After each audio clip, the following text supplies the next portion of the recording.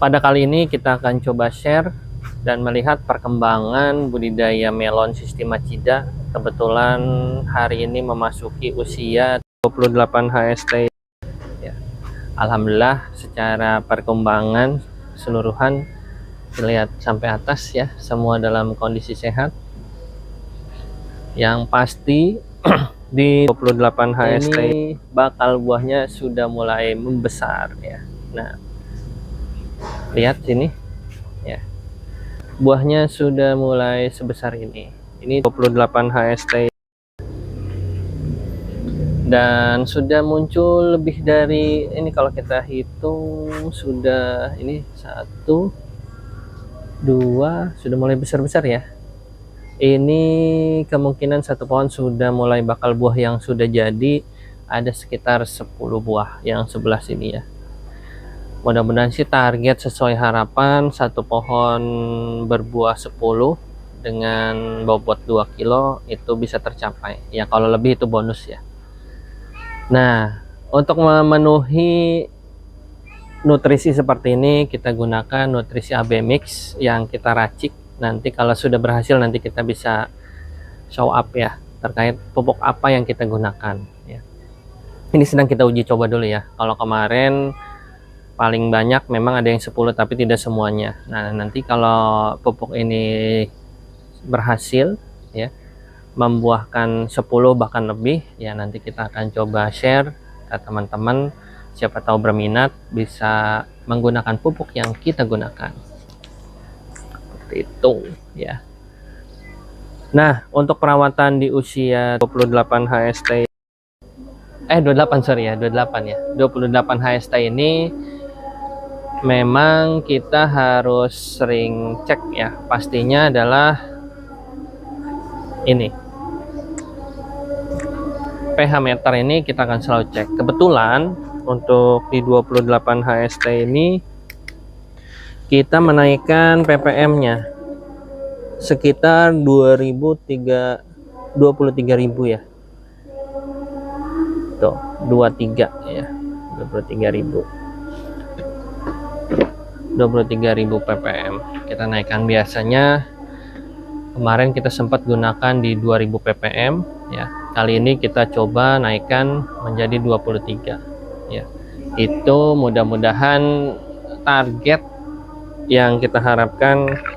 Sebenarnya kita targetkan tadinya 3 ya, minimal di 3 lah. Tapi ternyata kalau melihat dari perkembangan dan buahnya ya mudah-mudahan bisa tercapai sih intinya.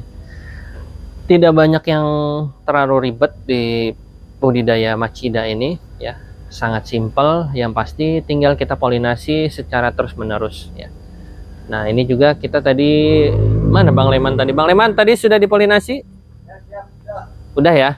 Ya, setiap pagi kita selalu polinasi sebanyak mungkin supaya bakal buah itu terus tumbuh sebanyak mungkin ya. Nanti untuk pemilihan buah ini kita tidak pilih ya. Ini seleksi alam saja, mana buah yang bisa tumbuh besar dan mana yang tidak, seperti itu.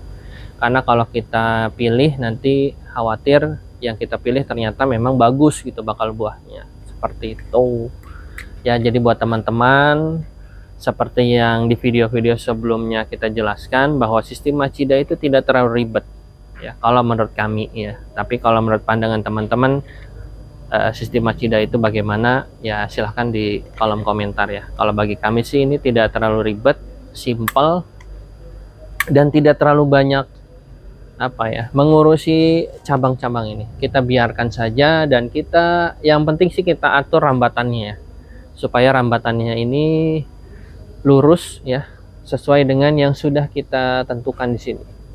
Ini kurang lebih panjangnya hampir 2 meter ya, kurang lebih 2 meter lebih ya, apa 2,5 meter gitu. Jadi supaya terus si melon ini merambat dengan sendirinya ya. Karena kalau sudah merambat dengan sendirinya, lihat bakal buah muncul lagi nih. Ini bisa jadi bakal jadi calon buah yang lumayan cukup baik ya. Biasanya buah yang besar itu atau yang bagus itu ketika ada bakal buah ada tambahan batang cabang tuh, seperti itu ya. Tuh kalau lihat di atas ya, biasanya ya, tapi Mudah-mudahan walaupun yang tidak ada cabangnya lagi, tidak ada batang yang panjangnya lagi, itu mudah-mudahan sih masih tetap aman ya. Nanti kita lihat aja lah perkembangannya.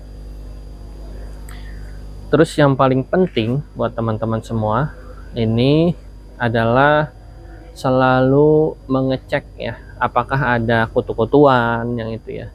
Karena kebetulan pada periode penanaman ini kita tidak terlalu banyak yang akses masuk ke dalam greenhouse ya.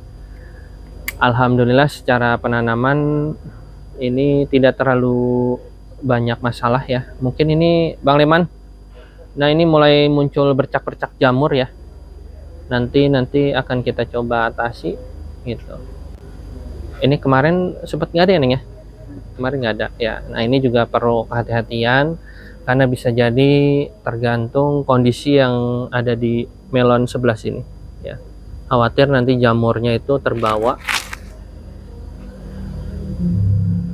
Kalau secara keseluruhan sih tidak terlalu signifikan ya kutu-kutuan, terutama kutu kebul nih. Biasanya kalau kita banyak kegiatan masuk dalam greenhouse itu kutu kebul luar biasa banyak sekali ya. Memang untuk di periode penanaman kali ini kita tidak terlalu banyak akses masuk ya, karena khawatir sempat kemarin terlalu banyak kutu kebul, akhirnya habis ya. Bagian sini kemarin habis dimakan kutu-kutuan sama oteng-oteng gitu. Jadi kita mengantisipasi, kita tidak buka open akses untuk masuk ke greenhouse ya, karena kita memang sengaja tidak menggunakan pestisida ya, karena memang yang kita jual ini semi organik lah ya, kita tanpa pestisida gitu. Seperti itu. Jadi nanti setelah penanaman ini kita akan coba share nutrisi apa yang cocok dan baik ya. Nah kemarin juga ada di kolom komentar bagi teman-teman yang bertanya, untuk sistem Machida di Jepang sendiri sudah mulai ditinggalkan ya. Ya itu mungkin di Jepang ya, tapi secara efisien kalau menurut kami ya, kalau saya sih lebih simpel yang ini ya, tidak terlalu ribet. Terus kita setelah pasca panen juga bisa langsung tanam gitu kan, nutrisi bisa kita atur gitu. Secara pertumbuhan ya alhamdulillah baik gitu tuh. Justru yang konvensional seperti ini ya, sebenarnya yang banyak sekali ya perawatan ekstra sebenarnya gitu. Walaupun secara biaya memang lebih murah gitu kan, tapi untuk tanah sendiri kita harus mengukur unsur hara tanahnya, apakah ada hama atau tidak gitu kan. Kita tidak tahu di dalam tanah ini mengandung apa gitu kan, selain kita caranya mengecek kondisi unsur hara yang ada di tanahnya gitu. Bahkan sering kita temukan di dalam tanah itu telur-telur dari ya kutu-kutuan gitu ya, karena mereka masa periode ini aman, ternyata mereka bertelur di dalam tanah gitu. Seperti itu banyak sekali lah. Maka dari itu nanti ke depan juga kita bagian ini akan kita rubah menjadi, sebagian kita rubah menjadi hidroponik ya, karena ini tempat edukasi ya, supaya teman-teman dan yang menonton video ini juga tahu, paham gitu, seberapa sih lebih simpel mana gitu ya. Tapi memang kalau dari segi biaya di awal itu untuk membangun seperti ini ya agak memakan biaya, tapi peralatan berikutnya ya insya Allah aman gitu kan. Seperti itu yang bisa kita share. Yang pasti di usia seperti ini masih kita terus berpolinasi ya. Kita akan polinasi sampai usia 35 HST ya, mungkin bahkan lebih ya. Kalau masih ada bakal buah, kita terus polinasi sebanyak mungkin supaya kita bisa tahu mana yang bisa dibuahkan lebih besar dan seberapa kuat tanaman ini bisa menghasilkan buah melon. Kalau kita lihat di channel YouTube yang aslinya dari sistem Machida itu, ternyata satu buah melon bisa membuahkan lebih dari 50 ya. Wah, itu luar biasa. Tapi untuk medianya memang lebih besar ya. Boxnya itu mungkin ukuran 2x2 meter kayaknya ya.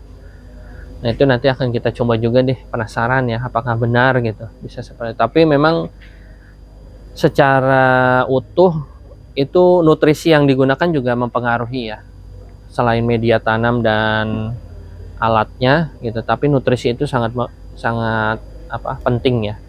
Jadi kita juga sedang uji coba yang ini, kita buahkan ya, mudah-mudahan bisa lebih dari 10.